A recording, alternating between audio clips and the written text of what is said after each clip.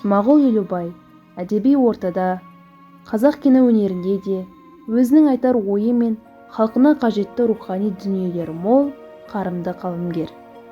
Өзі өмір сүрген ортаның әр құбылысы мен тіршілігін суреттей отырып, қазақ кино әлеміне өткен қазақ қоғамын, бұрыннан қалыптасқан қоғамдық формациядан күштеп таңылған жаңа қоғам құру жолдағы адами, табиғи сананың тапқа бөлініп, өз ақуылының досын, бауырын, туғанын сатып, тозақ отыны итермелеген көк көрістің қамымен пендешіліктің құрған құрсауына түскен жағымсыз кейіпкерлер галереясын сомдаған және тарыдай шашылып, қынадай қырылған халық тағдырын экранда бейнелеген кинодраматург.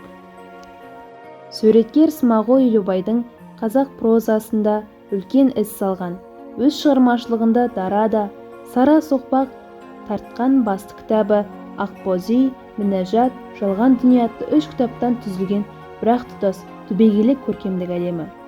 Алаш өткен ғасырда, 20 ғасырдың 100 жылдықтың 20-30 жылдарындағы бастан кешкен ауыр нәубет, әділетсіз асыра сілтеу, алапат ашаршылық, одан бергі уақыттарда жалғасқан тағдыр тәлкегі, заман тауқыметі, сана сапсырысы тұтат бір дәуір титары.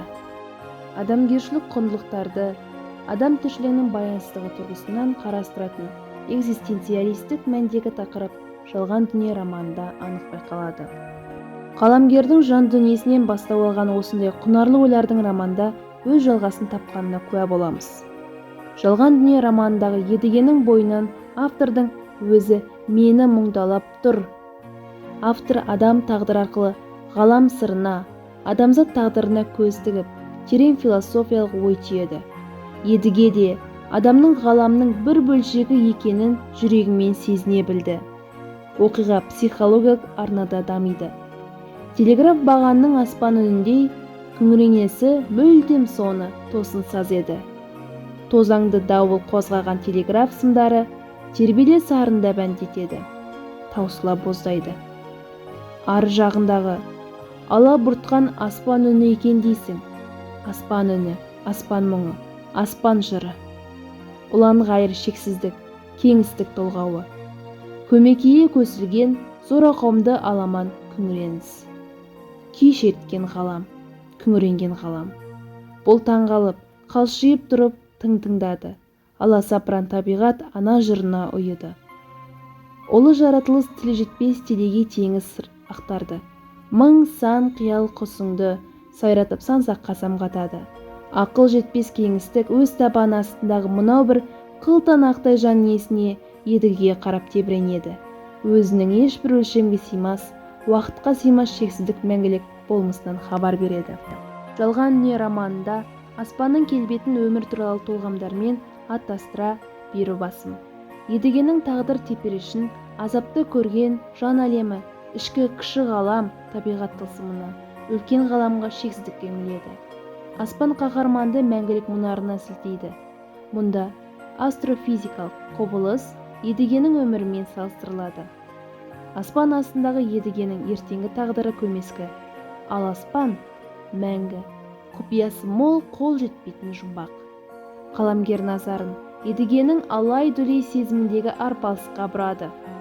Адамзат табиғатында қашанды тылсым күштер алдындағы шарасыздық, дәрменсіздік тән. Едіге сол күштердің сырын ұғуға талпынады. Романның алғашқы беттерінен бастап-ақ тығырыққа, тұйыққа тірелу образы бой көрсетеді.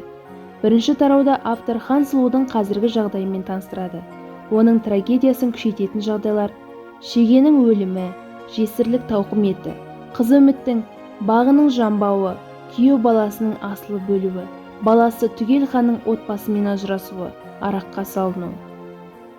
Тұйықтан шыға алмау идеясы едігенің де өмірінің сезіледі.